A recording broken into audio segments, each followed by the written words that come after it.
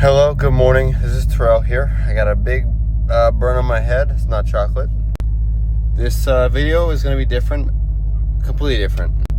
I just started up my 2005 Legacy, and we're going to do a part out video on this. I want to see if I can make it entertaining. I'm going to pull the parts off this car. Starting with the engine, I got it sold to a friend of mine. We're going to do a compression test today, make sure it's good to go, and if it is, I'll pull the motor out, and then we'll end up pulling the transmission, the rear diff, the drive shaft, and turbo, and air oil separator, and all the other good parts off this car. Currently she's idling. AFR is looking gorgeous. Just getting a little bit warm from it before we drive home. Got home a few minutes ago with the car, and I'm gonna let it cool off a little bit as we drove home. Legacy's here. I'm gonna go ahead and pull all the coil packs and spark plugs out. Do a compression test. We'll see how good this car is as far as compression numbers and go from there. Our engine is very warm. All cylinders are open. Let's go ahead and do a compression test. We're doing cylinder number 2 right now. Number 2. 125. Cylinder number 4. Number 4. About 120, right on the dot. Cylinder number 1. About 120 as well. Not too bad.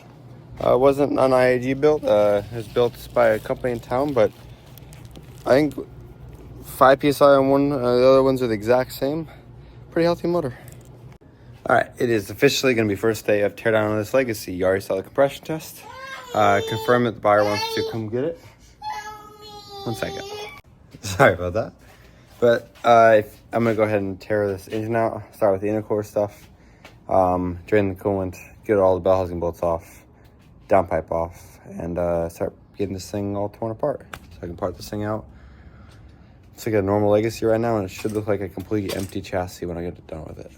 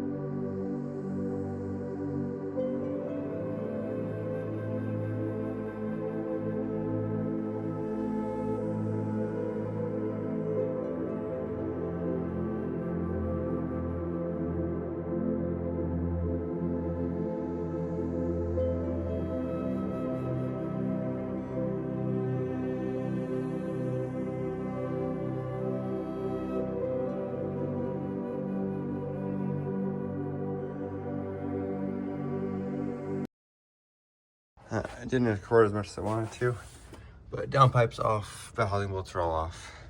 Both sides of the engine are untouched now. Got the undone. Starter's off. Coolant pipes are back off. So all we have left, we have that little 10mm in that little hole right there. It's a 10mm Allen. I'll break that loose, take that out, then take one of these bolts out of the timing cover, pull that pin out for the clutch pin, and then the engine should be out. I already took the motor mounts out.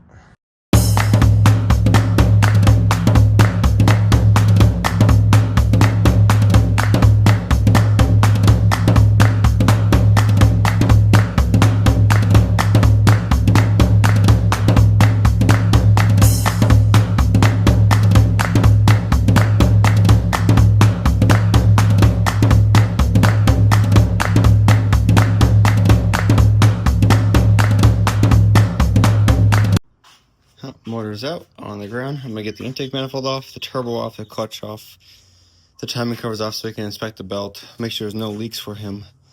Header's off, and I gotta get this front mount off still, all the pipes there, the IAG aero separator, and then end up getting the 6-speed out and everything else, full part out. I'm gonna leave probably the clutch slave, the master in here, the fuel lines, the fuse box, all that stuff. Probably the power steering pump and the AC compressor because I'm nice and they're hard to sell. I don't know about the axle. All right, next step here. Probably get the clutch off, see how it looked, and then continue on this journey of pulling this entire car apart. All right, I found my first complaint about this whole job. This is great. Not a big deal, but a little annoying. Watch this. all the flywheel bolts. They're supposed to be 12s. Right there, right there, right there. There are 13s or 14s. I don't know who did that. Actually, I do. I'm not going to call them out, though. But, yeah, fun. We'll go ahead and pull all these 12/14 or 13/14s out. Get the clutch off and see how this thing looks. Well, it was a crap show getting these things off, but, at least I got it off and I can check now. Look at this. It's a competition, not full face clutch. It didn't feel like that when I drove, but it is, so. There's the 13s that were incredibly annoying to get off. All right, intake manifold is off. Turbo is off. I got the intake just showing here. A little bit less organized than I wish it was. Got the turbo though, this Cobb 20G. Beautiful wheel, like the double cut looking wheel. No shaft plate in or out, spins freely. It's awesome, very good to see that. Intake manifold with the IAG injector dynamic rails and 1000cc injectors. Yeah, so this thing is getting ready. Once those covers are off, it'll be almost ready for his manifold to go on this. And then I'll take the exhaust off and tomorrow I'll do the swap from putting this motor into his car. So, it's been a long day. Good morning, back at pulling this entire Legacy GT apart. Got the pitch stop off just a minute ago and the clutch slave cylinder off, and then the 2 wires off of the tranny that hold it on. There is no ground on this one for some reason. I'm gonna go ahead and drain the tranny and then work on getting the drive shaft off, getting the axles out, drop the trans out, get the drive shaft out, and then the rear diff. I'm pulling this interior a little bit apart with a shifter, and I noticed there was basically someone put 2 of these down here. You ever seen these? I'm not sure if this can't be a factory, I don't think. See, there's still one up front I gotta pull out right there. Once I get that one out, I'm gonna see if I can drop the shifter with the 6-speed, but I think I'm gonna have to take off the shift linkage and then drop the 6-speed and then put the shift linkage back on the 6-speed. But pulling that apart, I gotta still figure out how to get these gauges kind of out of here, get the lines out, and then almost gonna be done with the interior besides pulling the seats out. Alright, drive shaft bolts just got removed. They're all right here. Got one left just chilling there. Got those 2 14s right there. And then pull drive shaft out, and then I've got the front axles, the shifter stuff, and the 2 14s on each side of the mount here, and the 2 17s there. So this trans should be out in the next half hour. Alright, next thing, before getting the 6-speed out, I already got the drive shaft out a second ago, is I'm gonna go ahead and pull these axles out. And the way I do this is I take the wheels off, or sometimes I don't if I'm on a lift, but for right now I'm gonna take the wheels off.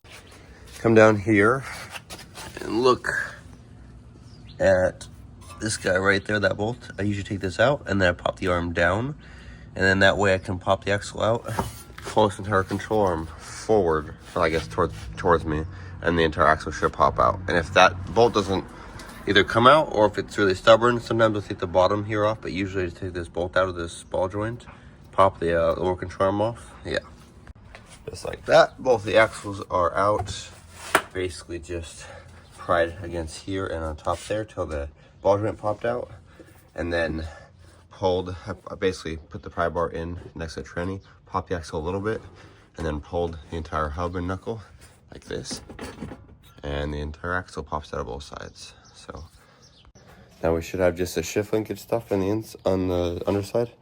I think they're just 12s, and then we have like a little pin for the reverse I might have to remove. And then 2 17s and 4 14s, and the transmission should be out. Somebody, I know who, somebody did a makeshift freaking reverse lockout. I mean, it works, but it's not even close to what it's supposed to be. Just some piece of wire that someone twisted in there. That's fun. But getting shift linkage out right now.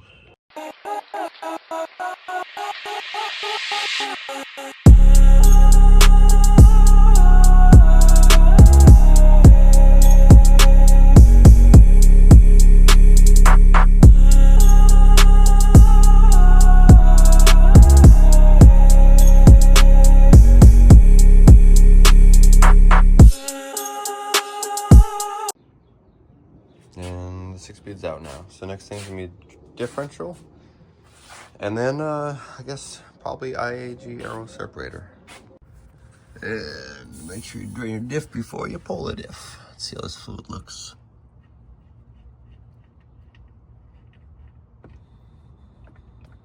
Half decent. Still got a golden color to it. A little bit thinner than I would like, but it's all right.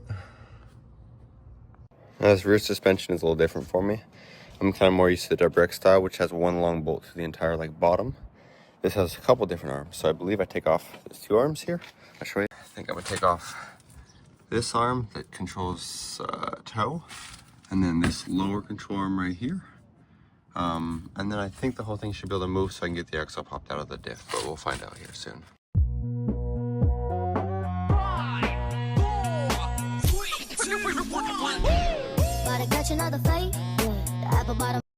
Officially don't like legacy rear end things. Maybe it's better for driving, but I'll show you what I take off.